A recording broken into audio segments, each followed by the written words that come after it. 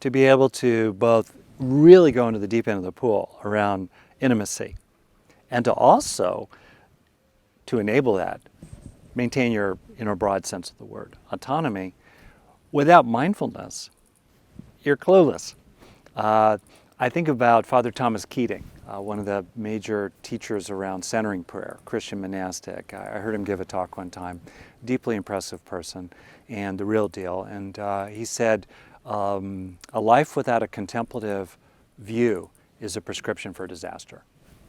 And so if we're not mindful, we're not able to track the fleeting changes of expression on the face of the other person.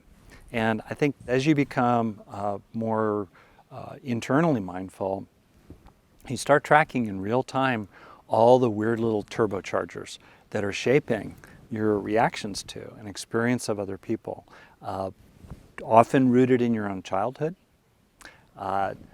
intensifying reactions or distorting reactions or interpreting events in certain ways. You become much more aware of that in real time with a high level of internally directed mindfulness. And also, finishing, you can even tune into what I think of as the inner menagerie. I mean, the truth is the brain evolved over 600 million years, so, and we have the same architecture. For example, for some of the fundamental motor activities of speaking, shared with fish, from whom we diverged in the evolutionary tree 300, 400 plus million years ago. Let alone, up from the brainstem, moving into, major crocodile elements, and then up into rats and squirrels, the mammalian subcortex, and then the primate human cortex. It's a zoo in there. And in real time, you can start to feel it. You can kind of feel your inner lizard. I don't feel safe, or a certain coldness, right? And you can feel your little inner rat or mouse. I relate very much to our ancient, squirrel great-grandparents and, living in the trees, hunting at night, surviving the comet hitting or asteroid 65 million years ago. Took out the dinosaurs. Too bad dinosaurs. The rats will now inherit the earth, right? And you can feel that part of yourself. And then you can also feel the monkey. So scared, so insecure, wants to be hugged. And including all that. And mindfulness is critically important to be able to do that. I was in a very important and very significant relationship 35 plus years ago. And the person I was in a relationship with was doing a lot of things that were in some ways a betrayal of our understandings. They were very disturbing to the relationship, and they were could be well taken as a kind of attack of one kind or another. And what happened for me was a really interesting thing. I could have done what I had done before in different situations, or people often do, fight back, leave, get all caught up in a conflict. And what came over me was something really different, was a realization that, in a sense, the heart is a kind of muscle, and we can love at will. And through the practice of loving at will, choosing to love, we build that muscle. And what's interesting about it is that one might think at first that it's a way to be a patsy or a doormat. But in fact, what I found was that loving at will, choosing to love, made me stronger, and it actually helped me suffer less what was happening in this relationship. And also, I got to feel that I wasn't getting exhausted by this loving at will, that I was being fueled and protected by it as it flowed through me. That love is love, whether it's flowing in or flowing out. And I think sometimes people would say, well, that's loving at will is you're making it up. And I think, well, first of all, it's perfectly appropriate to self-generate various beneficial states of mind.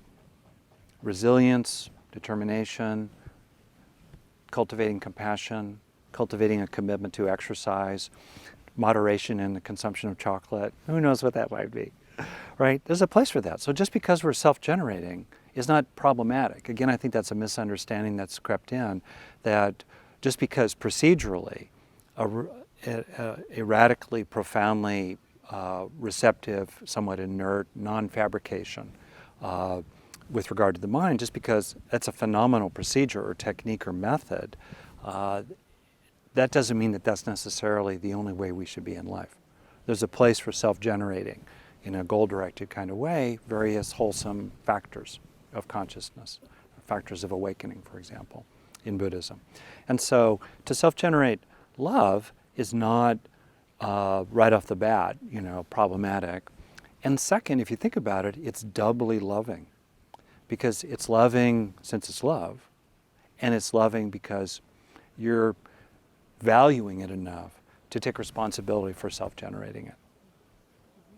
And so what I found about that is that, of course, over time you have to see what the other person does.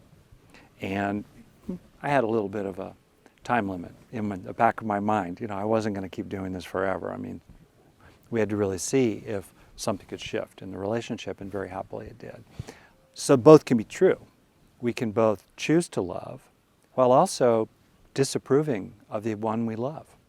Or in terms of justice considerations, we can choose to love people who are harming others while at the same time being passionate and fiery in speaking truth to power, or allying with other people to take action against those that are doing wrong and harms. Well, both can be true. And I think about if you want to get good at something, study the people that are really good at it. So I've done a lot of rock climbing over the years, and one thing I've done is observe people who are better climbers. How do they move like human geckos up the rock? In the same way, we can observe people who seem to be exemplars, let's say around social justice, social action of various kinds, yet and who also retain a great centered freedom to love in their own heart. They don't get contaminated by hating their adversaries. I think of historically Gandhi, currently the Dalai Lama, Aung San Suu Kyi, people like that, people who are not famous that one can know over time, who just seem to hold on to that lovingness while at the same time being crystal clear in their view and their moral stand. And by observing what they do and how they manage to do it in their own minds, we can then bring it back to ourselves and bring it down to home with raising teenagers who can be very provocative, or dealing with minor or major issues in our personal relationship, or deal with an aging and dementing parent who is getting really grouchy, and yet you love that mother or father dearly.